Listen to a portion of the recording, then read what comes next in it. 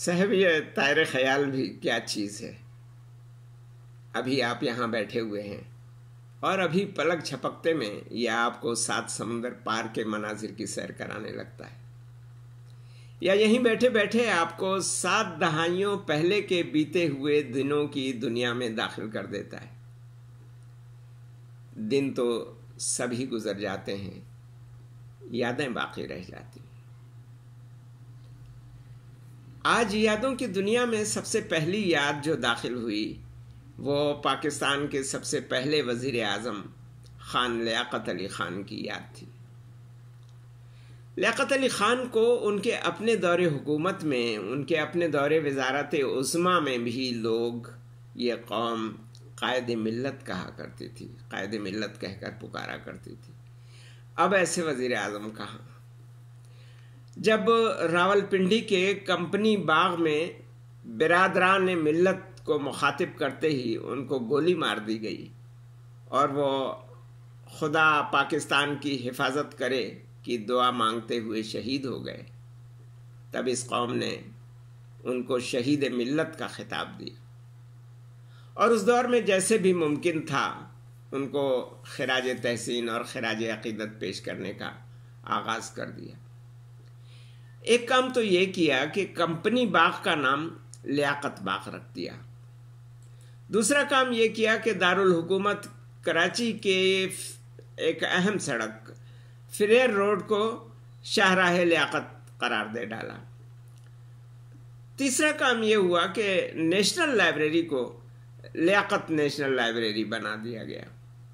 اور چوتھا یہ کہ کراچی کے ایک قدیم علاقے لالو کھیت میں لیاقت آباد نام کی ایک نئی بستی بسا دی گئی. یاد سے یاد نکلتی ہے اور دیے سے دیا روشن ہو جاتا ہے. یادیں کسی کتاب یا کالم کی طرح کسی ایک موضوع پر تسلسل سے چلے آنے کی پابند تو نہیں ہوتی. سو لالو کھیت کے ذکر پر یاد آیا کہ لالو کھیت کا نام بہت عرصے تک لوگوں کی زبانوں پر چڑھا رہا، بلکہ صدر کی ایمپریس مارکیٹ کے پاس کھڑے ہو کر اپنی بسوں کو پیٹتے ہوئے کنڈکٹر شاید آپ کو آج بھی لالی کے کی گردان پڑتے ہوئے مل جائیں. مگر اب وہ بڑے رہے نہ بوڑھیاں جن کی زبانوں پر لالو کھیت کا نام چڑھا ہوا تھا. لالو کھیت کو لیاقت آباد سچ پوچھئے تو نئی نسل نے بنایا ہے جو جدید ذرائع ابلاغ کے زیر اثر پروان چڑھی ہے. ذرائع ابلاغ کو یہ کریڈٹ جاتا ہے کہ جب علاقے کا نام بدل دیا گیا تو ہمارے مطبوعہ اور برقی ذرائع ابلاغ نے لیاقت آباد کو لالو کھیت کہنا چھوڑ دیا. حتیٰ کہ اب تو شاید نئے لیاقت آبادی بچوں کو معلوم بھی نہیں ہوگا کہ یہ لالو کھیت کس لالو کا کھیت تھا. ہمارے بچپن یعنی سن 60 کے بعد شروع ہونے والی دہائی کا لالو کھیت ایک ملگجی سہانی صبح کے منظر کی طرح آنکھوں میں بسا ہوا ہے. کیا آپ مانیں گے کہ اس وقت سب گھر یک منزلہ تھے؟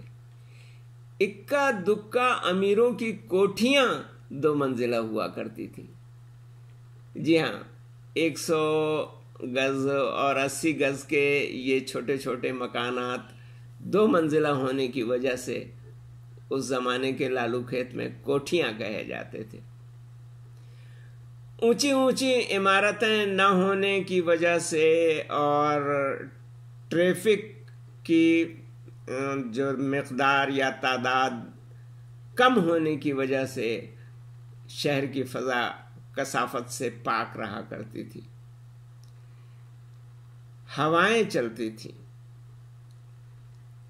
آج کل کراچی کے جو لوگ 50 یا 60 کے پیٹے یا پیٹی میں ہیں ان کو یاد ہوگا کہ ان کے بچپن میں بندر روڈ سے کیماڑی احمد رشدی نے ایک گھوڑا گاڑی چلائی تھی. یہ احمد رشدی کا سب سے پہلا مقبول عام گیت تھا. گھوڑا گاڑی چلتے چلتے بندر روڈ کی ایک 5-6 منزلہ عمارت کے پاس پہنچتی ہے تو کوچوان گھوڑے کے ٹاپوں کی پس منظر موسیقی میں لوگوں کو بتاتا ہے کہ یہ آئی لکشمی بلڈنگ، کبھی تھی سب سے بڑی بلڈنگ، جو لالو کھیت سے بھی دیکھو نظر آتی تھی یہی بلڈنگ، تھا اس میں جن کا ایک دفتر وہ اب رکھتے ہیں کئی بلڈنگ۔ ان آخری دو مصروں سے، یعنی تھا اس میں جن کا ایک دفتر وہ اب رکھتے ہیں کئی بلڈنگ، ان آخری دو مصروں سے پتہ چلتا ہے کہ لکشمی بلڈنگ اسم بامسمات تھی۔ امیجنا روڈ یعنی سابقہ بندر روڈ پر واقع اس عمارت کا نام اب تو احمد بلڈنگ ہے، مگر اس زمانے میں اس 5-6 منزلہ اونچی عمارت کی حیثیت گویا کراچی کے ورلڈ ٹریڈ سینٹر کی تھی۔ کراچی کی سب سے پہلی بلند ترین عمارت 22 یا 23 منزلہ حبیب بینک پلازا تھا، جسے اس زمانے میں کراچی کے قابل دید مقامات کی فہرست میں شامل کر کے کراچی سے باہر کے آئے ہوئے مہمانوں کا نرخرہ غور سے دیکھنے کے لیے انہیں وہاں لے جایا جاتا تھا۔ لالو کھیت سے چلتے چلتے ہم لکشمی بلڈنگ پہنچ گئے تھے۔ وہاں سے پلٹے تو میری ویدر ٹاور سے گھوم کر حبیب بینک پلازا جا پہنچے۔ لو جی، اب ایک الٹی زقند بھر کر ہم پھر واپس لالو کھیت آ جاتے ہیں۔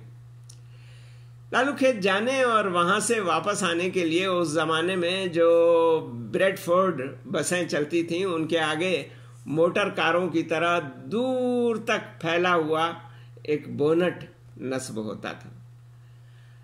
آخری بس اسٹاپ پر بھی یہ بسیں اسٹارٹ ہی رکھی جاتی تھیں اور دمے کے لبے دم مریضوں کی طرح وہاں کھڑی مستقل گھڑر کرتی رہتی تھیں۔ اسٹارٹ یوں چھوڑ دی جاتی تھیں کہ ان کو اسٹارٹ کرنا بھی ایک عذاب سے کم نہ تھا۔ لوہے کا ایک عجیب سا آنکڑا، سیدھے چلتے چلتے بائیں مڑ جائیے، پھر سیدھے چلنے لگیے، تو اس شکل کا آنکڑا انجن کی ناک میں پھنسا کر دونوں ہاتھوں سے بڑی تیزی کے ساتھ گھمایا جاتا تھا۔ انجن گھبرا کر اسٹارٹ ہو جاتا۔ اسٹارٹ ہونے کے بعد پھر سوائے کنڈکٹر کے کان پھاڑتی آواز کے کوئی کسی کی آواز نہیں سن سکتا تھا۔